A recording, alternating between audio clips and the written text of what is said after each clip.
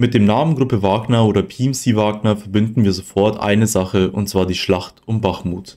Die Gruppe Wagner unter Führung von Prigoschin ist eine von vielen Söldnergruppen, welche auf Seiten Russlands im Ukraine-Krieg kämpft.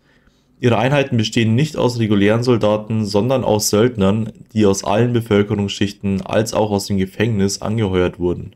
Im Gegensatz zu den regulären russischen Streitkräften konnte die Gruppe Wagner in Bachmut direkt und auch um Bachmut herum viele Gebietsgewinne verzeichnen.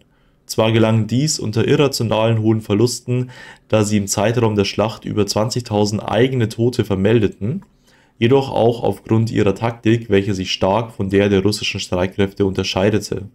Nach längeren Analysen sehen wir uns heute ihre Taktik an und erklären diese recht einfach und simpel.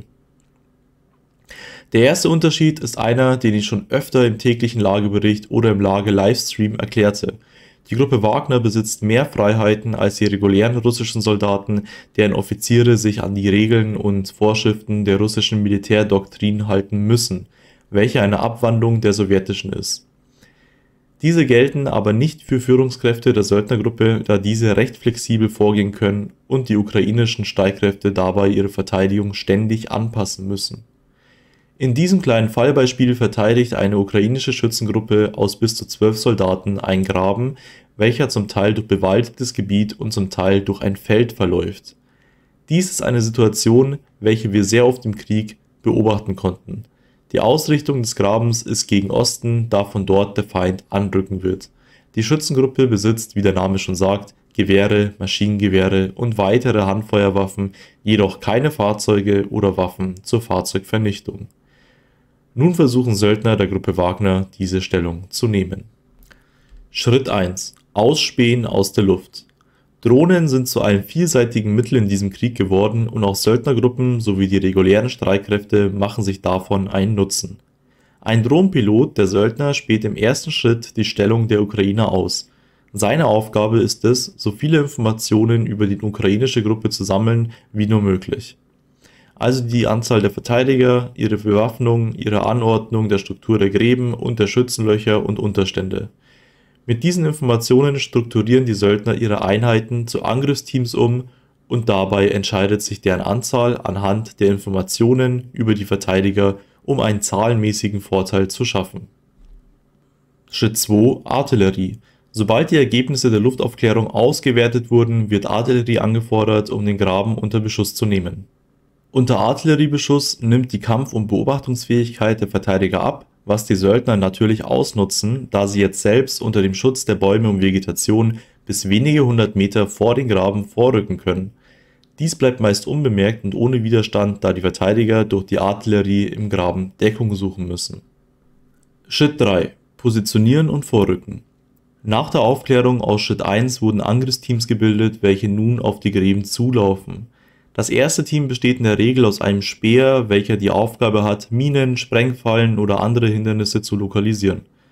Ihm folgen 2 Gewehrschützen und ein Maschinengewehrschütze. Und diesem Angriffsteam folgen dann weitere Angriffsteams, welche nur aus Schützen bestehen und auch eine Größe von ca. 4 Mann haben. Während diese Angriffsteams vorrücken, werden sie von weiteren Schützen, einem Maschinengewehr und einem Maschinengranatwerfer oder alternativ einem Mörser oder Raketenwerfer geschützt. Diese bilden ein Unterstützungsteam und haben sich in einer der Flanken verschanzt, um den Graben dann von mehreren Richtungen unter Beschuss zu nehmen.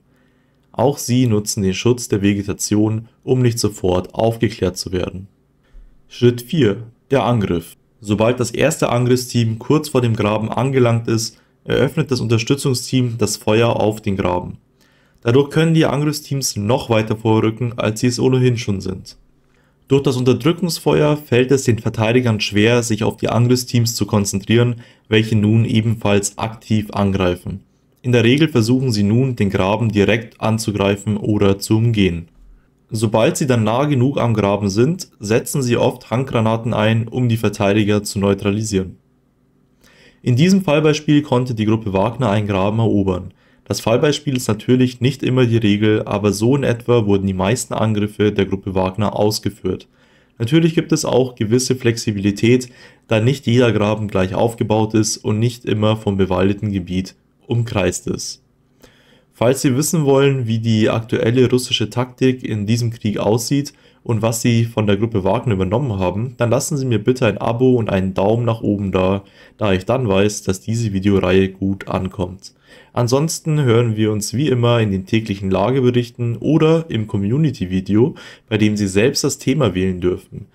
Diese erscheinen Sonntag für Kanalmitglieder der Stufe Offizier und Montag für alle anderen Zuschauer.